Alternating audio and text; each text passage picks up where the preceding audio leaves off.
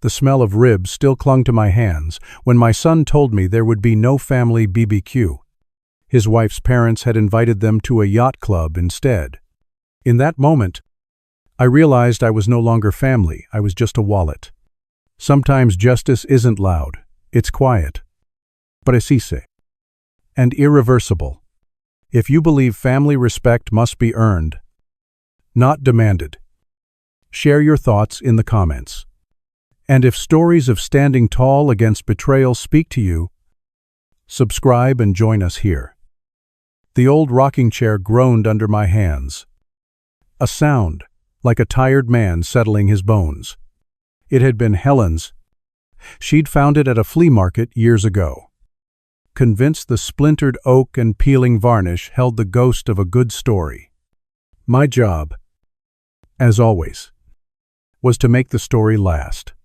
My workshop smelled of sawdust and old oil, a scent more comforting to me than any cologne Tiffany ever bought for my son. In here, things made sense. Wood had a grain. Steel had a breaking point. And a joint was either true or it wasn't. You could trust the rules. For 40 years as a structural engineer, I'd lived by them. Structures stand or fall based on the integrity of their connections. There's no sentiment in physics. I ran a piece of fine grit sandpaper along the curve of the armrest, smoothing away the rough edges left by time. Helen used to sit in this chair on the porch during thunderstorms, a mug of tea steaming in her hands, watching the sky split open. She said it was the only time the world was loud enough to make her thoughts quiet. Since she'd been gone, the world had become too quiet for me. The silence in our little house was a physical thing, a weight in the air that not even the hum of the refrigerator or the ticking of the grandfather clock in the hall could shift. The only time it receded was when I was here, in my shop, with the familiar company of tools that did exactly what they were told, or when I was with Kevin, or so I had believed. The Memorial Day BBQ was a tradition. Helen and I started the year Kevin was born. It wasn't about patriotism. It was about marking the unofficial start of summer. A bookmark in the year that said, "We are here. Together. And the days are long and warm." After she passed, I kept it going. It was a way of keeping her at the table. I'd spend 2 days prepping my ribs. Using the dry rub recipe she'd bullied out of a pitmaster in Memphis. The smell of paprika and brown sugar would fill the house, a ghost of her laughter in the smoke. This year, I'd planned to bring the rocking chair back to Kevin's house, fully restored, a piece of his mother, solid and real, for his own porch. I finished the final sanding, wiped the armrest clean with a tack cloth, and admired the clean, pale wood, waiting for its first coat of stain. The grain was beautiful, strong. You just had to clear away the junk to see it. The next day, I was at Kevin's, kneeling on the cool concrete patio beside his swimming pool. The water was a shade of blue, so aggressively artificial it hurt the eyes. His house was like that, a collection of expensive, impersonal things that seemed chosen from a catalog titled Successful Young Family. I never felt comfortable there. My own home was filled with the dents and scuffs of a life lived. His was a museum of a life being presented. I was working on his pool filter, a needlessly complicated piece of German engineering that had decided to quit 3 days before his big party, or what I thought was his big party. Kevin stood nearby, shifting his weight from one foot to the other, a habit he'd had since he was a boy, trying to explain a bad report card. He held a hose, spraying a half-hearted stream of water onto the flagstones. He was a good man, my son. I knew he was. But he'd been raised in the warmth of a loving home and was ill-equipped for the cold, hard surfaces of his wife's ambition. He was a plant from a temperate climate trying to survive in the Arctic. So, I said, tightening a PVC union joint. I was thinking I'd bring the ribs, as usual, but maybe I'll do a brisket this year. 2. Tiffany's parents are coming. Right, better to have too much than not enough. Kevin aimed the hose at a patch of grass that was already soaked. Yeah. Dad? About that. I looked up at him. His eyes were fixed on the nozzle in his hand. That's when I knew. It's a small thing. A son who can't meet his father's gaze. But it's a hairline crack in a foundation. You see it. And you know the whole structure is compromised. What about it? Kev. He took a breath. Well? The thing is, we might be doing something a little different this year. Tiffany's been handling the planning. Just then, the sliding glass door opened, and Tiffany herself emerged. She moved with a liquid grace that always seemed practiced. She wore white linen trousers and a silk top, an outfit for sipping wine, not for a backyard. In her hand, she held a glass of pale gold Chardonnay. She surveyed the scene, me on my knees with a wrench, her husband holding a hose like a lost child, and her lips tightened into a smile that didn't reach her eyes. It was a smile of assessment. Dad, she said, her voice bright and brittle. How's the patient? He'll live. I grunted, giving the joint one final turn. Should be good to go. You'll be able to run the jets for your party. She took a delicate sip of her wine. Oh, good. But actually, that's what Kevin was trying to tell you. We're not doing the BBQ this year. I slowly got to my feet, my knees protesting. I wiped my greasy hands on a rag I kept in my back pocket.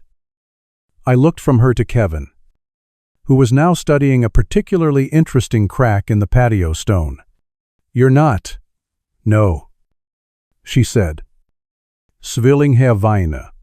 My parents have invited us to join them on the yacht club's opening cruise at Chesapeake Bay. It's their big Memorial Day tradition.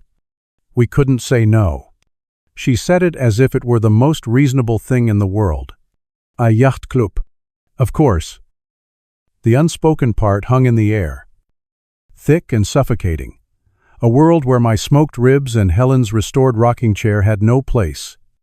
A world where I had no place. I looked at my son, waiting for him to say something. To say, we'll do our own barbecue the next weekend. Dad. Or even a simple, sorry. Dad. He said nothing. He just stood there. A silent, handsome statue in his wife's garden. I see, I said. The words felt like gravel in my mouth. Tiffany's smile widened, this time with a hint of pity. It was the look of a zookeeper observing a simple, predictable creature. It's a different kind of thing.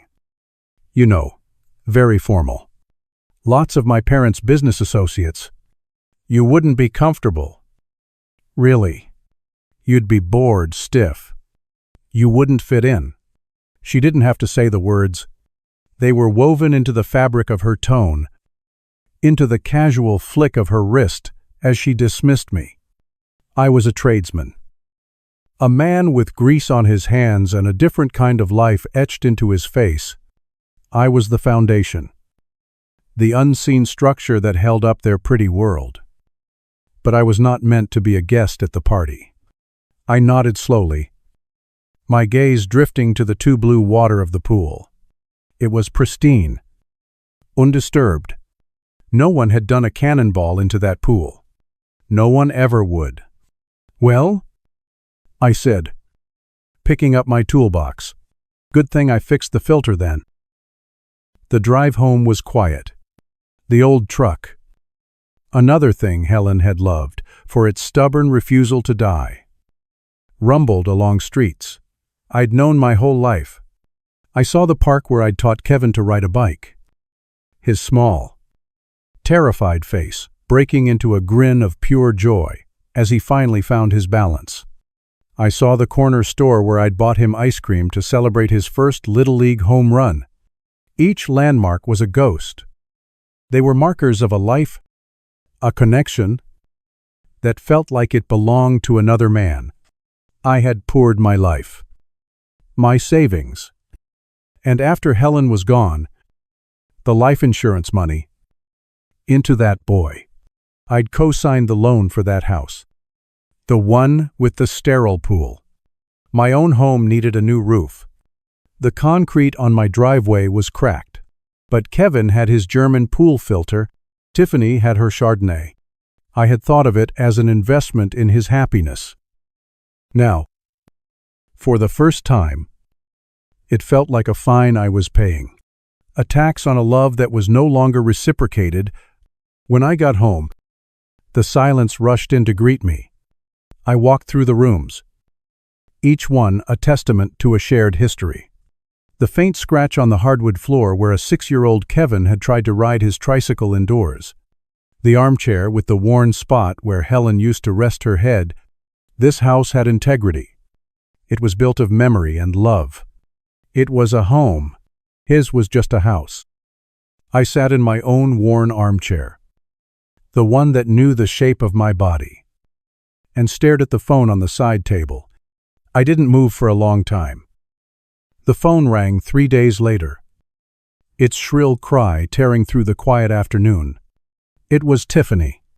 I knew it would be. I let it ring 4 times before I picked up. "Hello, Frank," she said. No preamble. Her voice was flat, businesslike. "I have some bad news. My Aunt Carol passed away this morning." I was taken aback. I'd met Carol a few times at holidays years ago. A kind woman with a loud laugh. "Oh, Tiffany, I'm so sorry to hear that. My condolences to your family." "Thank you," she said. The words, a perfunctory tick on a checklist. "Listen, things are a mess over here. Kevin and I are completely overwhelmed. I need you to do something for us." It wasn't a request. It was an assignment. "What do you need?" Carol lived in Dayton. "It's about a 2-hour drive. The funeral is on Saturday.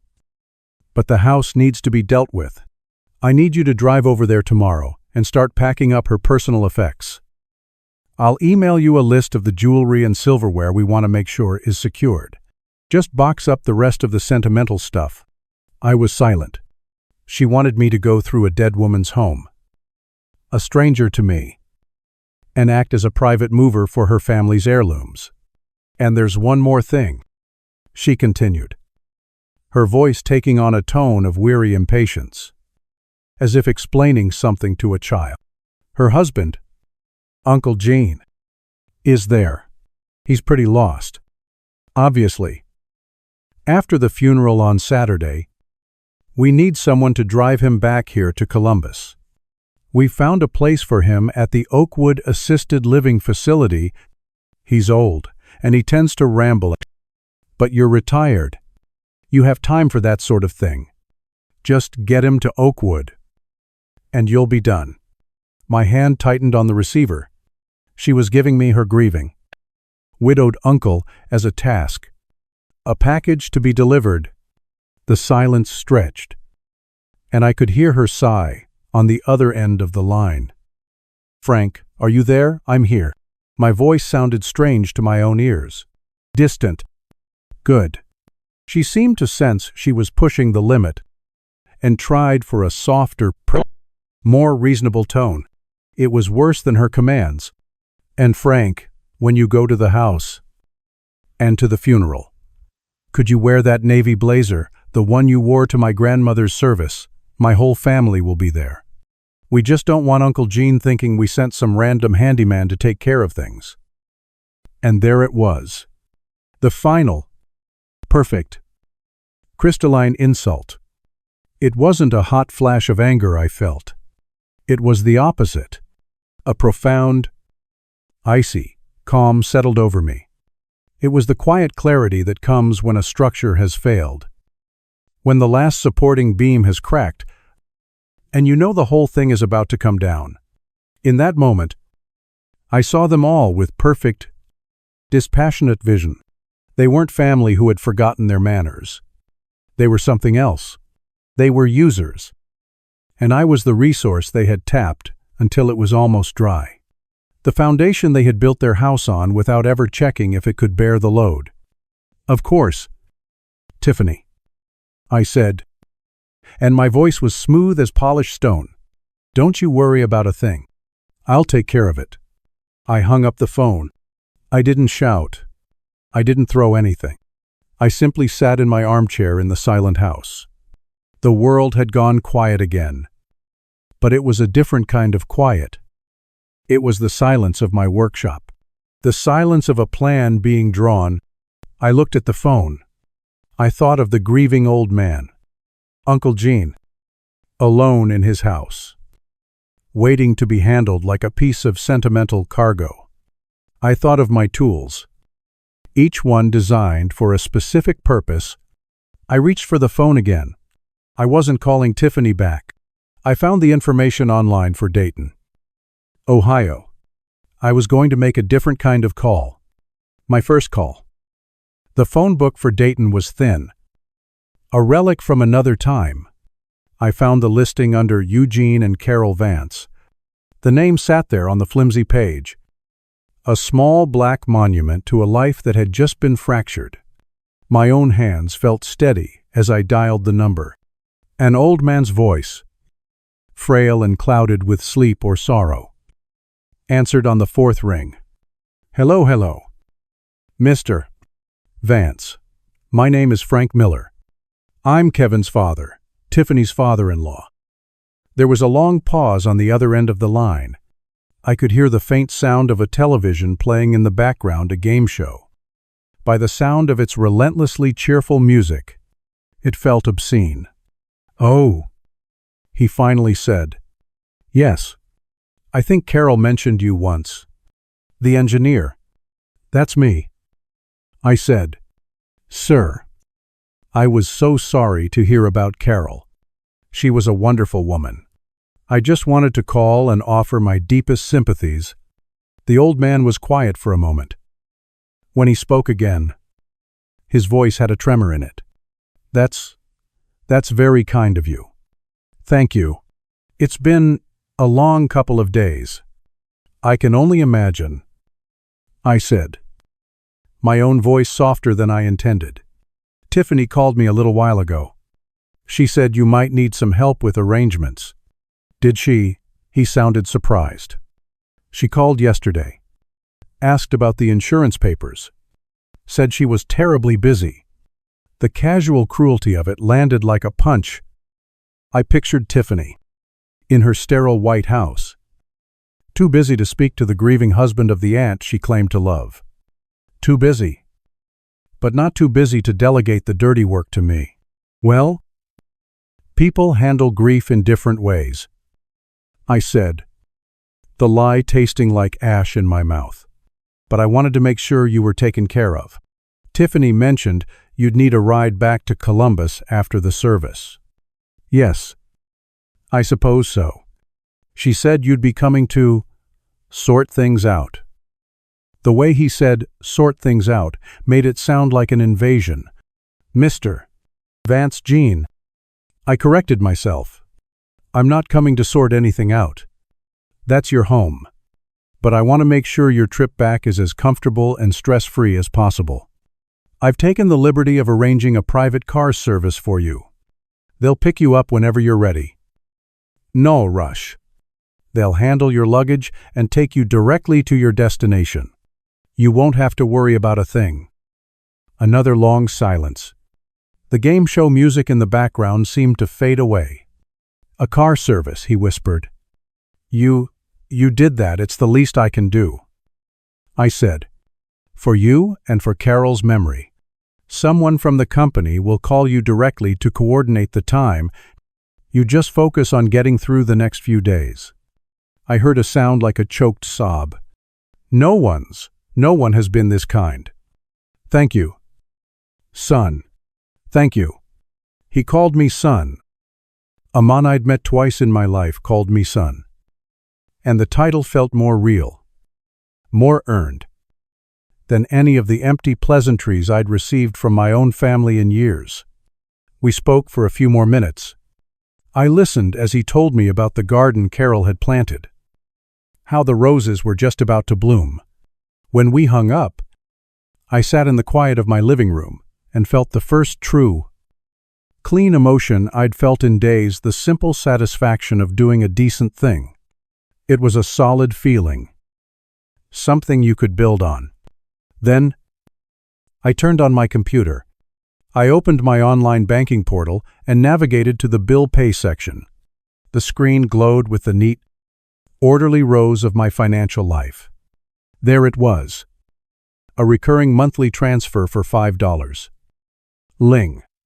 PayEKT, Creative Solutions, LLC. Memo Business Support. For 3 years, that transfer had gone out on the 1st of the month. My money, leaving my account to prop up their illusion. I looked at the button on the screen. It was small and unassuming. Cancel this transfer. I moved the mouse, the little arrow hovering over the words. There was no anger in the gesture. There was no rage. It was just a correction. A load-bearing wall had been put in the wrong place, and the structure was unsound. I was simply removing it. I clicked the button. A small box appeared. Are you sure you want to permanently cancel this transfer? I clicked yes. The line item on the screen vanished. It was as simple as that.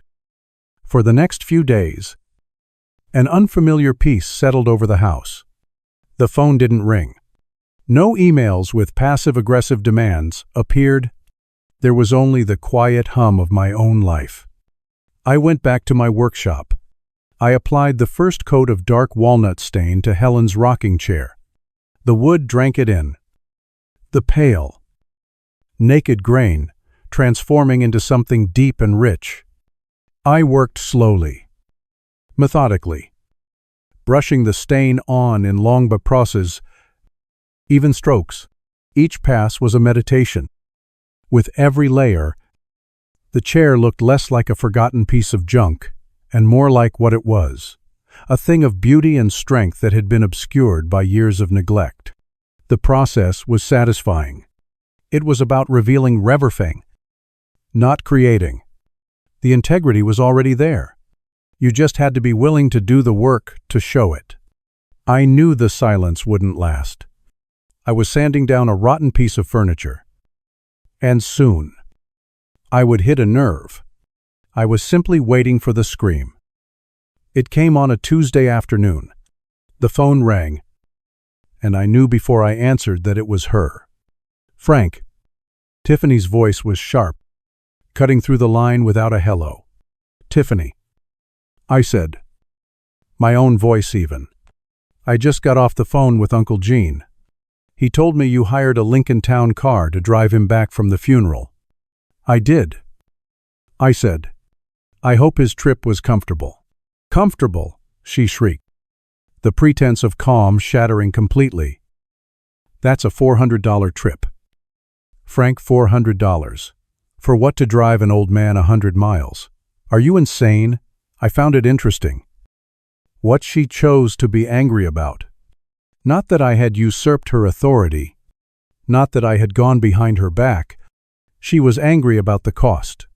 She saw my act of decency, not as a kindness, but as a waste of money, money that, in her mind, was already hers. I thought it was an appropriate gesture. I said calmly. An appropriate gesture, she scoffed. You know how tight things are with the business. Every penny counts. That $400 could have gone towards our marketing budget. Instead, you spent it on leather seats for a man who is going into a nursing home. It was my money. Tiffany. I said. It's not your money, she snapped. It's the family's money. It's for Kevin's future. And speaking of money, the transfer for the first of the month didn't come through. The bank called. A payment bounced. It was embarrassing. I canceled it. I said. There was a dead silence on the line. I could almost hear the gears grinding in her head as she tried to process this. What I canceled, the transfer. The automatic one. Permanently. You can't do that, she whispered. Her voice a mixture of disbelief and fury. That's our operating capital. We have payroll to meet. We have clients. Then I suggest you and Kevin find a way to pay for it. I said, like any other business. This is because of the yacht club. Isn't it? She spat. This is you. Throwing a childish tantrum because you didn't get your way. No. Tiffany. I said. And for the first time, I let the ice in my voice show, this is me. Finally deciding I'm no longer interested in funding a life for two adults who treat me like a bank machine with the added inconvenience of having feelings. This conversation is over. I hung up before she could respond. The silence that followed was different. It wasn't peaceful. It was the heavy, charged silence before a thunderstorm. I went back to the rocking chair. It needed one more coat. They came that evening. I saw their Mercedes pull up through the front window, its headlights cutting across my lawn like searchlights. The doorbell rang. A sharp, insistent jab. I opened the door to find all three of them on my porch. Tiffany. Her face a mask of cold fury. Her mother, Eleanor, wrapped in a cashmere shawl that probably cost more than my monthly mortgage payment, and her father, Richard Vance. His lawyer's face set in an expression of grim condescension. Kevin was not with them. Of course he wasn't. Richard pushed past me into my living room without an invitation. We need to talk. Frank, he said, his voice low and threatening. I closed the door slowly. There's nothing to talk about. Richard, this is my house. I think you should leave. Don't you dare take that tone with me. Eleanor chimed in, her voice thin and reedy. After what you've done, humiliating Tiffany. Upsetting poor Jean with your ostentatious displays. Who do you think you are? I'm a man who is tired of paying for your daughter's lifestyle, I said, looking directly at Richard. He gave a short, humorless laugh. You think this is about her lifestyle. This is about a business, a legal agreement, your son's future. You are jeopardizing that future with this little episode. The only thing I'm jeopardizing is your daughter's ability to buy another $1,000 handbag while her husband's company can't make payroll. I replied. Richard took a step closer. He was shorter than me, but he carried himself with the unearned arrogance of a man who'd always had money. Let me explain something to you. Frank, you live in a small community. Reputation is everything. I have been a respected member of the bar in this city for 30 years. I know people, judges, editors, business owners. You, on the other hand, are a retired tradesman, a nobody. If you try to make this difficult, I will make sure everyone in this town knows what kind of unstable, bitter old man you really are. I will paint a picture of you that will make your own son ashamed to carry your name.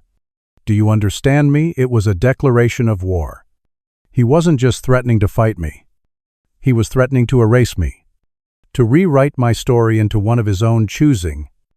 I understand you perfectly. Richard, I said, now get out of my house. He held my gaze for a long moment, his eyes like little black stones. Then he turned on his heel. You will regret this, he said over his shoulder. I promise you that. They swept out of my house, leaving a trail of expensive perfume and cold fury in their wake. I locked the deadbolt behind them, the click of the lock loud and final in the sudden quiet. A week later, I was sitting at my kitchen table with my morning coffee. scrolling through the online edition of the Columbus Dispatch, and there it was, not on the front page, but in the op-ed section, where influential people were given a platform. The headline read, "A Generational Divide, When Family Support Becomes a Tool for Control." The author was Richard H. Vance. He didn't use my name. He didn't have to. He wrote about the plight of the modern entrepreneur, burdened by the expectations of an older generation. He wrote of a hypothetical father figure, a man from a simpler, blue-collar time, who, upon retirement, grows bitter and resentful of his child's success. He described how this figure might use financial support not as a gift, but as a leash, pulling it tight whenever his ego was bruised. He wrote of erratic behavior, of emotional instability, and of a desperate attempt to sabotage a thriving business to relive his own faded glory. He even twisted my kindness to his own relative into something sinister. He may even make grand, inappropriate gestures towards other family members, not out of kindness, but to create chaos and assert dominance. He had done exactly what he'd promised. He had painted his picture. He had defined me for the world. I read the article once. Then I read it again. The coffee grew cold in my mug. The anger I had felt before, the hot anger of betrayal, the cold anger of resolve, was gone. In its place was something new. It was the quiet, focused intensity of an engineer staring at a flawed blueprint. They had built their entire world on a foundation of my money and my silence. They believed that foundation was passive, inert, something they could stand on forever. They had forgotten that the man who provides the foundation is also the one who knows exactly where the stress points are. He knows which walls are load-bearing. He knows, better than anyone, how to bring the whole thing down. I closed the laptop. The rocking chair was in the living room, its new finish glowing softly in the morning light. It was strong. It was beautiful. It was ready. So was I. My father was a watchmaker. He used to say that any man could smash a watch, but it took a craftsman to understand how all the tiny, intricate pieces fit together. It took patience to see how the tension of one spring affected the spin of a gear on the other side. For a week, I became a watchmaker. My old oak desk, usually littered with blueprints for retaining walls and deck supports, became my workbench. The war Richard Vance had declared was not going to be fought with shouting matches or angry phone calls. That was his territory. A chaotic world of bluster and emotion. My territory was structure, logic, the quiet, unyielding power of cause and effect. I was going to deconstruct his world, piece by tiny, interlocking piece. My laptop became my primary tool. I was no expert, but I was methodical. I started with the Columbus Children's Foundation annual charity gala. Their website was a monument to self-congratulation.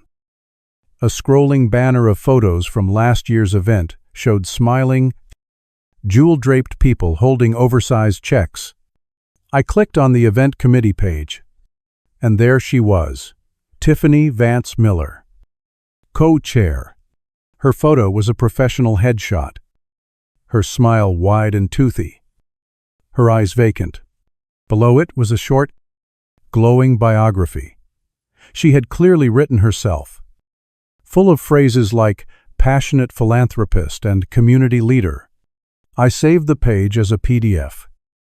Next, I went looking for the life they were actually living. It wasn't hard to find. Tiffany's Instagram profile was public, a meticulously curated gallery of their success. I scrolled back 3 years, to the time the monthly transfers began. It was like watching a documentary of my own financial bleeding, shot in glamorous high definition. Here was a photo of them in Aspen, dated the same week. I had to dip into my retirement savings to cover their unexpected business expense. The caption read, "Hitting the slopes, number blessed." Here was a shot of a new Cartier watch on Kevin's wrist, a birthday present from his loving wife. The post was from a month when their company's account was so low, I'd had to pay their payroll provider directly. I saved every photo. The vacations, the designer clothes, the $500 dinners, each one was a gear in the machine. And I was carefully laying them all out on my desk. I found Richard's law firm online, Vance, Gable and Finch. Their website spoke of integrity and trust. I found his biography, which listed his board memberships and civic awards. A pillar of the community. I cross-referenced the gala's sponsor list with his firm's client list. The overlap was significant. These people weren't just his friends, they were his business. Their opinion of him mattered in a way my opinion never could. This was his great vulnerability. He had built his reputation on a carefully constructed public image. All I had to do was show them the rot in the foundation. The assembly process took 2 full days. I bought 15 simple, professional-looking manila folders. I didn't want the presentation to look angry or obsessive, just factual. Each folder was a replica of the others, a kit for dismantling a lie. The first page was a simple cover sheet I typed myself. It read, "A financial summary support provided to K.T. Creative Solutions, LLC, by Frank Miller. 2022到2025. Below, a simple, damning number, the grand total of my contributions. Over $200,000. The second document was a copy of the business loan agreement I had co-signed, the one that listed my home as collateral. I used a yellow highlighter, the kind I use to mark up blueprints, and drew a neat, straight line under the clause that pledged my property against their debt. Next came the bank statements. 3 years of them. I'd highlighted each monthly $5. 000. Transfer, in the same methodical yellow. It was a paper trail of my own folly. A steady, rhythmic bleeding. After the financials, I added the evidence of their lifestyle. The glossy, color printouts from Tiffany's Instagram. I placed a photo of their ski trip next to the bank statement from that same month. The contrast was stark, needing no explanation. Then came the newspaper. I included a pristine copy of Richard's op-ed. In the margins, next to his sanctimonious paragraphs about the bitter old man and the thriving business, I made small, neat notes in black ink. My handwriting is the precise, block lettering of an engineer. Next to thriving business, I wrote, required a $5. 000 month subsidy to remain solvent. See Exhibit B. Next to his description of my erratic behavior, I wrote, refers to my refusal to continue funding their lifestyle. See Exhibit A. The final piece was the most difficult. I had transcribed the voicemail Tiffany had left me years ago. The one where she'd called Helen's taste in furniture tacky. I had never told Kevin about it. It felt like a betrayal of my late wife to even speak of it. But this was war. And in war, you use the weapons you have. I placed the typed transcription at the very back of each folder. It was the last, quiet turn of the screw. When I was done, 15 identical folders sat in a neat stack on my desk. They felt heavy, solid. They were not an act of passion. They were a structural analysis report. On the evening of the gala, I got ready with deliberate care. I showered and shaved. I put on a crisp white shirt and a dark, conservative tie. Then I went to my closet and took out the navy blazer. It was the one Tiffany had insisted I wear to her grandmother's funeral.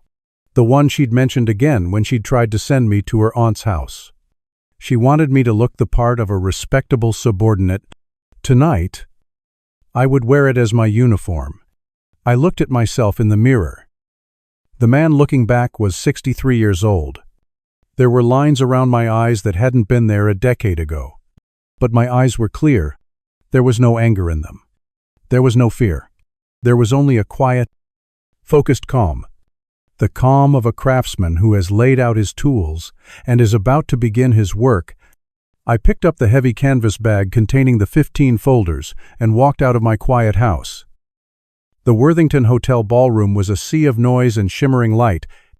The air was thick with the scent of expensive perfume and catered food. Men in tuxedos laughed too loudly, and women in glittering gowns eyed each other with practiced smiles.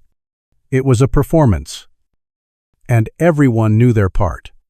I had bought a single ticket at the door, a general admission that put me at a small table in the back, near the service entrance. It was perfect. I was an observer, a ghost at their feast. I nursed a glass of club soda and watched them. I saw Tiffany, moving through the crowd like a queen. Her dress the color of champagne. Her laughter a bright, artificielle belle. I saw Richard, holding court near the bar. A circle of men in expensive suits hanging on his every word. I saw my son, Kevin, standing beside his wife. A handsome accessory. He looked lost. He held a glass of champagne but wasn't drinking it. He just held it. A prop in a play he didn't seem to have the script for. For a moment, a pang of pity went through me. But it passed. He had chosen his side. He had stood by, silent, while his wife and her father dismantled my dignity. His silence was his consent. I waited. I watched the silent auction, the endless parade of speeches from sponsors, the forced, polite applause. My patience was absolute. I was simply waiting for the main event. Finally, the moment came. The lights dimmed slightly, and the master of ceremonies announced the evening's co-chairs. Tiffany and her father walked onto the stage to a round of enthusiastic applause. They stood together at the podium, bathed in the warm glow of a spotlight. "Thank you all for being here," Tiffany began, her voice resonating through the sound system. "When we talk about building a community, we're really talking about building a family." I stood up from my table in the back. I picked up my canvas bag. It was time. A family that supports each other, that lifts each other up in times of need. Richard continued, placing a paternal hand on his daughter's shoulder. I walked towards the front of the room. My steps made no sound on the thick carpeting. I moved along the perimeter, just outside the main rings of tables. No one paid me any attention. All eyes were on the stage. My first stop was the table sponsored by the city's largest real estate developer. I leaned over slightly and placed a folder next to the bread plate of the CEO. I didn't look at him. I just placed it, a silent offering, and moved on. And that spirit of support is what this foundation is all about. It's about ensuring that the next generation has the foundation they need to succeed. Tiffany said, her voice filled with manufactured sincerity. My next stop was the table for Richard's law partners. A folder for Mr. Gable. A folder for Mr. Finch. I continued my slow, deliberate circuit. The bank president who handled the Vance's wealth management, the city councilwoman who was a close friend of Eleanor's, the owner of the biggest construction firm in the state, each one received a manila folder, placed beside their wine glass as quietly as a waiter refilling their water. My own father has always been my greatest inspiration, Tiffany was saying, looking at Richard with adoration. He taught me that integrity and hard work are the cornerstones of a successful life. I was halfway through my delivery, A few people had noticed the folders. A man at the bank president's table picked his up, a curious frown on his face. He opened it. I saw his eyes scan the cover sheet, then widen slightly as he flipped to the next page. He leaned over and whispered something to his wife. A small ripple had started. I kept going. I placed the last folder on the table of the editor of the Columbus Dispatch, the very paper that had published Richard's screed. Then, my work was done. I retreated back towards the edge of the room, standing in the shadows near a service corridor, and watched. The speech on stage had reached its crescendo, but on the floor, a different kind of drama was unfolding. The whispers were growing. More people were opening the folders. The rustle of paper was becoming a sound of its own, an undercurrent of dissent beneath the applause lines. A man would read a page. His polite smile would vanish, and he would show it to the person next to him. I saw heads turning, not towards the stage, but towards each other, then towards Richard and Tiffany, their expressions shifting from admiration to confusion, then to a kind of fascinated disgust. From my vantage point, I could see Tiffany's face. The spotlight couldn't hide the flicker of panic in her eyes. She saw the folders. She saw the looks on the faces of her most important guests. Her smile faltered. She stumbled over a word. Richard, sensing the shift in the room, tried to power through, his voice booming a little too loudly. But the spell was broken. The carefully constructed illusion had been pierced. I had not shouted a single word. I had not made a scene. I had simply held up a mirror, and the reflection was unbearable. My work here was finished. I turned and walked down the service corridor, pushed open a heavy door, and stepped out into the cool, clean air of the night. The sound of the city was a low, steady hum. Behind me, I could hear the faint, distorted sound of applause as the speech finally, mercifully, ended. But I knew it was the last applause they would hear for a very long time. I had not smashed the watch. I had simply shown everyone how it was made. Summer bled into autumn. The furious heat of July gave way to the gold-slanted light of September. The leaves on the great maple tree in my front yard turned from green to a brilliant, defiant red before letting go. I watched them fall, covering the lawn in a soft, rustling carpet. After the night of the gala, a profound silence had fallen. The phone on my side table stopped being an enemy. There were no more angry calls, no more threats, no more demands. The silence was absolute. It was as if the Vances, and by extension, my son, had ceased to exist. I did not seek out news of them. But news, like water, always finds a way to seep through the cracks. An old colleague from the firm, a man named Bob, called me for lunch one Tuesday. We talked about our gardens, our grandchildren, the city's miserable sports teams. Then, as we were paying the bill, he looked at me over the top of his glasses. That was quite a thing with Richard Vance. He said quietly. I just nodded. Waiting. His firm is dissolving, Bob said, pushing a salt shaker around with his finger. Gable and Finch both pulled out, said his reputation had become untenable. I saw his wife, Eleanor, at the grocery store last week. She looked like she'd been crying for a month. He didn't ask for details. He didn't need to. The story had taken on a life of its own, passed in whispers over lunch tables and golf games, fueled by the 15 manila folders I had set loose into their world. I had not told a single soul my side of the story. I hadn't needed to. The documents, the numbers, The cold. To hard facts, they spoke for themselves. And they spoke far louder than I ever could.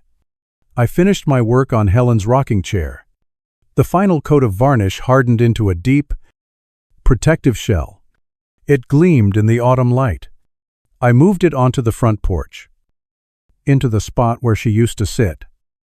Sometimes, in the evenings, I would sit there myself, watching the cars pass, feeling the solid, honest weight of the wood beneath me. I had taken something broken and, with patience and care, I had made it whole again.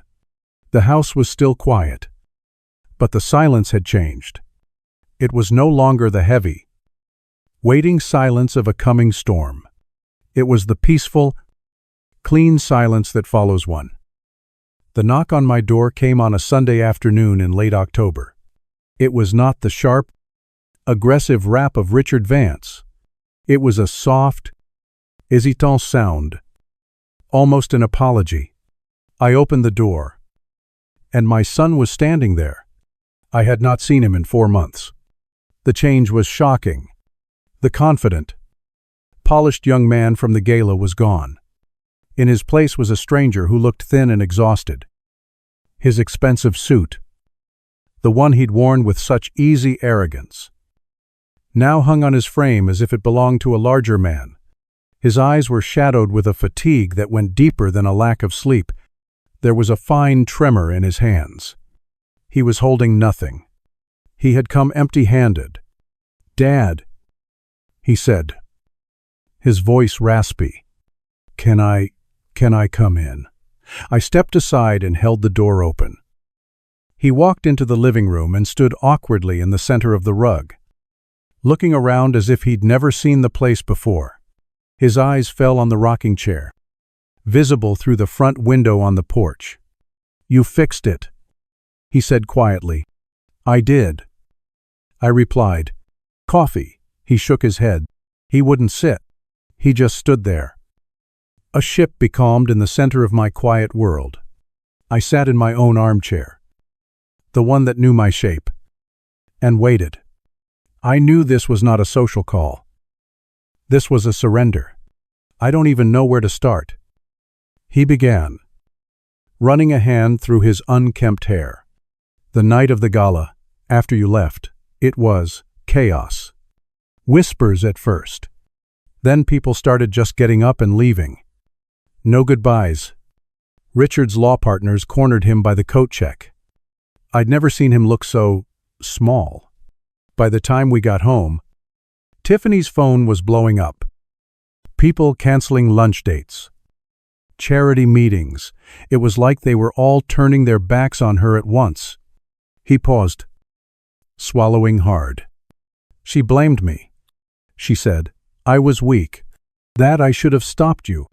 That I should have controlled my deranged father. She said I had ruined everything for her.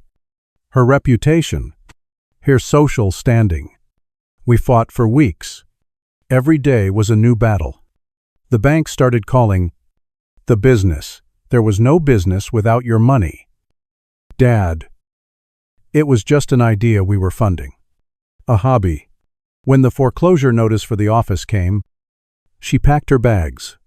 He finally looked at me, and his eyes were filled with a terrible, hollowed-out clarity. She left me. Dad? A month ago, she moved in with her parents. Her lawyer sent me the papers last week. She said she couldn't be married to a failure. He said the word failure, as if he were tasting poison. He had built his entire identity around the avoidance of that word, and now it was the only one he had left. "The house is next," he continued, his voice barely a whisper. "The bank is taking it. I have 30 days to get out. I have nothing. It's all gone. Everything we built, it was all just a mirage." He finally sank onto the edge of the sofa, his head in his hands, his shoulders shook with silent, racking sobs. He was a boy again, the boy who had crashed his bike and was looking at his own scraped knees in disbelief. I did not go to him. I did not put a comforting hand on his shoulder. I just sat there and let him cry. I let him feel the full, crushing weight of the consequences he had chosen. One silent, cowardly decision at a time. The silence in the room was filled only with the sound of his grief. When the sobs subsided, he looked up at me, his face blotchy and wet with tears. "I'm so sorry. Dad," he whispered. "I was a coward. I let them disrespect you. I let them talk about Mom. I stood by and said nothing because I was afraid. Afraid of Tiffany. Afraid of her father. Afraid of losing this life that wasn't even real. I chose them over you. And now I have nothing. And I've lost you." I let his words hang in the air. I considered them carefully, like an engineer examining a structural report. "You didn't lose me, Kevin," I said finally, my voice steady. "You gave me away. There's a difference. You treated my love like it was an endless resource you could draw from without ever making a deposit. You stood on my shoulders and pretended you were tall." He flinched, but he didn't argue. He just nodded, accepting the truth of it. "Is there any way?" he started, his voice cracking. "Can you ever forgive me?" This was the crux of it. The question that had brought him here. It was not just about the money. It was about absolution. Forgiveness isn't a switch you can flip. "Son," I said, leaning forward in my chair, "it's not a debt you can wipe away. What you're asking for is for me to erase what happened, to go back to being the silent foundation for your life, to pour my money back into the cracks of your bad decisions. I can't do that.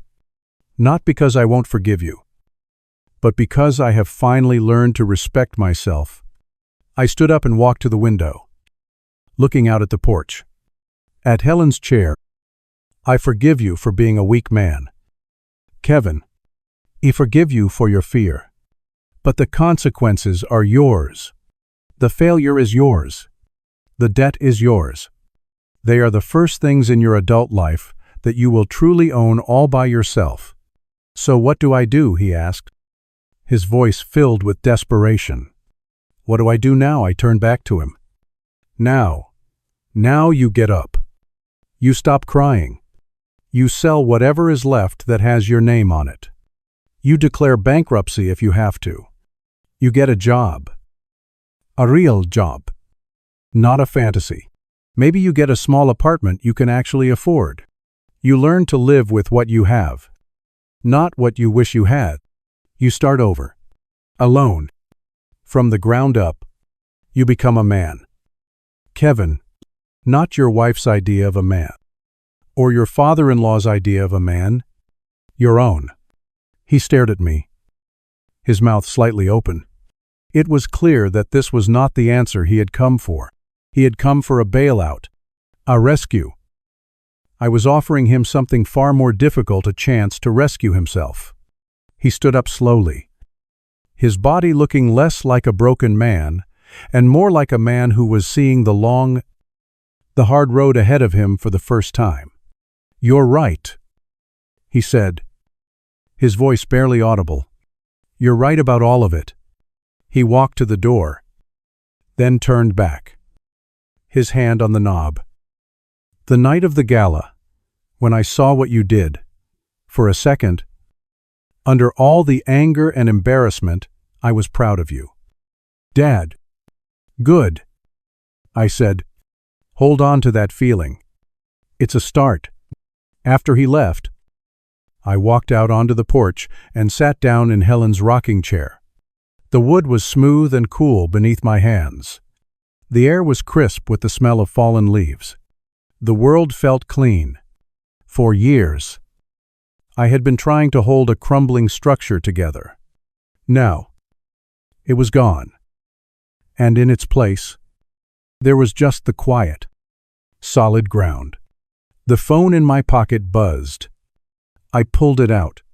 The name on the screen read, Gene Vance. I smiled and answered, "Hello." "Gene." "Frank." His familiar, frail voice came through the line. "Just calling to see how you are." "I'm doing well." "Gene," I said, looking out at the autumn sky. "I'm doing just fine. Thank you for listening to what I went through. It makes me wonder, have you ever been pushed to a breaking point? Where you knew you had to stand up for yourself, no matter the cost?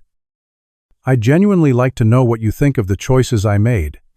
Was there another way? The comments section is a place for all of us to share our perspectives, and we can all learn from each other down there.